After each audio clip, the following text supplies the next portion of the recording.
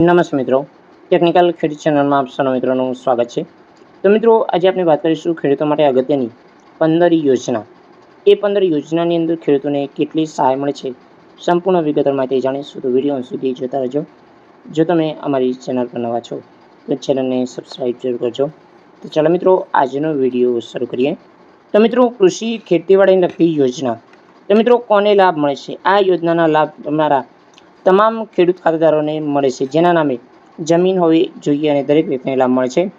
આ યોજના માટે તમારે ફોર્મ આઈ ખેડૂત પોર્ટલ પર ભરવાના છે. અરજી સાથે જોડવા પુરાવા, એની અંદર આપણે વાત કરીશું કે અરજી કરેલ હોય તેની નકલ, જાતિનો દાખલો, અનુસૂચિત જાતિ, અનુસૂચિત જનજાતિ, જમીન દસ્તાવેજ 7/12નો ઉતારો, બેંક પાસબુકની નકલ, કેન્સલ ચેક, આધાર કાર્ડની નકલ અને ગ્રામ સેવક રજૂ કરવાની હોય છે.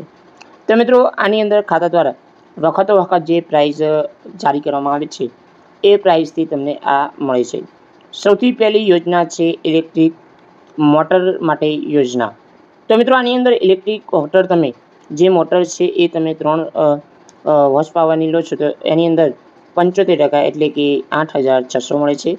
અને મિત્રો 5 હોર્સ પાવરની ખરીદો છો તો એની અંદર 75% એટલે કે 9,750 મળે છે. અને 7.5 હોર્સ પાવરની લો છો તો એની અંદર 75% એટલે કે 12,900ની સહાય મળે છે.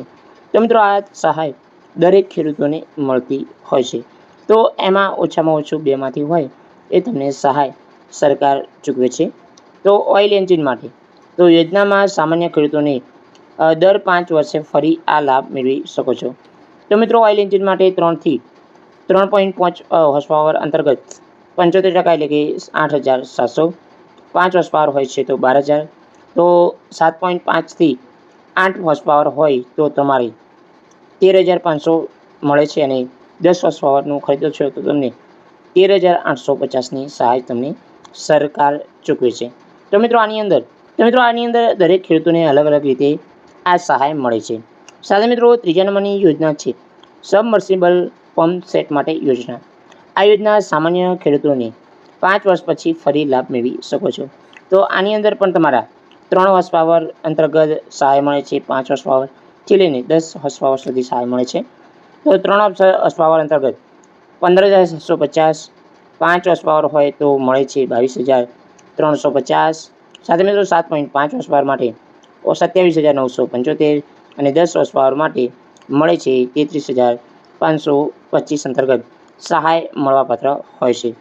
સાથે મિત્રો, ખેડૂતો માટે અગત્યની યોજના છે 4થા નંબરની ખુલ્લી પાઇપલાઇન યોજના. તો મિત્રો, ખેતરની અંદર જે ખુલ્લી પાઇપલાઇન છે એ ગોઠવવા માટે સરકાર પણ સહાય આપે છે.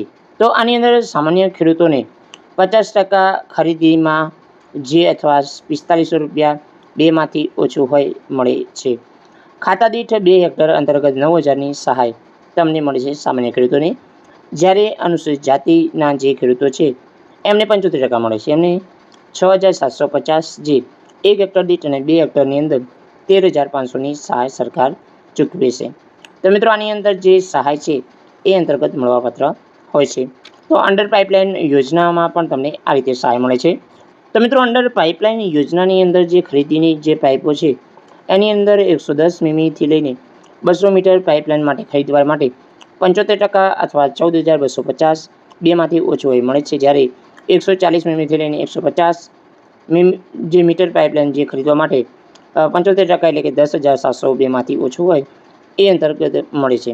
તો મિત્રો, આની અંદર ઓછું અંતર્ગત મળે છે એટલે કે છેલ્લામાં છેલ્લી 14,250ની સહાય સરકાર તમને ચૂકવે છે. તો પાવર સંચાલિત સ્પ્રેયર માટે જે આ પ્રકારનું સાધન છે એ ખરીદવા માટે સરકાર ખરીદીના 50% એટલે કે 3,000 બેમાંથી ઓછું હોય એ સહાય ચૂકવે છે. જ્યારે અનુસૂચિત જાતિના જે ખેડૂતો છે એમને 75% એટલે કે 4,500ની સહાય ચૂકવવામાં આવે છે. ટ્રેક્ટર માટે સહાય મળે છે. તો એની અંદર પણ તમને ખરીદીની કિંમતમાં 25% અથવા એટલે કે 45,000 બેમાંથી ઓછું હોય અને ખરીદી કિંમતમાં 25% અથવા 60,000ની સહાય બેમાંથી ઓછું હોય એ અંતર્ગત મળે છે. તો મિત્રો, આ જે સહાય છે હોર્સ પાવરનું જે ટ્રેક્ટર ખરીદો છે એની ઉપર તમને આપવામાં આવે છે. તો પાવર ટીલર માટે જે સહાય છે તો સામાન્ય ખેડૂતોને 45,000 રૂપિયા. અને મિત્રો, મહિલા નાના સીમાંત ખેડૂતો છે એમને 65,000 સુધીની સહાય સરકાર ચૂકવે છે. તો કુલ ખર્ચમાં 40% 70,000 બેમાંથી ઓછું હોય એ પણ આ રીતે સહાય તમને સરકાર ચૂકવે છે. તો પાવર થ્રેશર માટે જે સહાય છે એ સરકાર તમને સામાન્ય ખેડૂતો છે એમના 40% એટલે કે 25,000 જે 20 BHPનું સુધીનો ખરીદો છો, જ્યારે 20થી 35 BHPમાં 30,000 સાથે મિત્રો 35 BHPનું ખરીદો છો તો 80,000 અને મિત્રો એ અંતર્ગત સામાન્ય જે ખેડૂતો છે નાના સીમાંત મહિલા ખેડૂતોને એ અંતર્ગત 1 લાખ સુધીની સહાય સરકાર એમને ચૂકવવામાં આવે છે. તો ઓટોમેટિક સીડ જે ફર્ટિલાઇઝર ડ્રીલ છે એ ખરીદવા માટે તમને સહાય સરકાર ચૂકવે છે. તો આની અંદર પણ તમે જોઈ શકો છો, એની અંદર પણ તમને સરકાર સહાય છે એ જે આપણે વાત કરીએ 20,000થી લઈને જે સહાય તમને 28,000 સુધીની મેળવી શકો છો. તો રોટાવેટરની અંદર પણ સરકાર તમને સહાય 50,400 સુધી ચૂકવે છે. તો મિત્રો એ અંતર્ગત તાડપત્રી માટે પણ 1250 જે છે એ તમને મળે છે. તો મિત્રો ખેડૂતોને 2 નંગ તાડપત્રી ખરીદવા માટે જે સહાય મળે છે, જ્યારે અનુસૂચિત જાતિ અને અનુસૂચિત જનજાતિના જે ખેડૂતો છે એમને વધુ સહાય મળે છે. સાથે મિત્રો કલ્ટિવેટર જે પ્લાવ હેરો છે એ ખરીદવા માટે સરકાર એમને સહાય મળે છે. તો મિત્રો એની અંદર સામાન્ય ખેડૂતોને મળે છે 40% એટલે કે 16,000થી લઈને જે મળે છે, જ્યારે એ જે સહાય 16,000 છે 20 BHP અંતર્ગત મળે છે. 25,000 સહાય છે 20થી 35 BHP, તો 40,000 35 BHP સુધી મળે છે, જ્યારે નાના સીમાંત મહિલા ખેડૂતોને 50% એટલે કે 20,000 30,000 અને 50,000 સુધી મળે છે.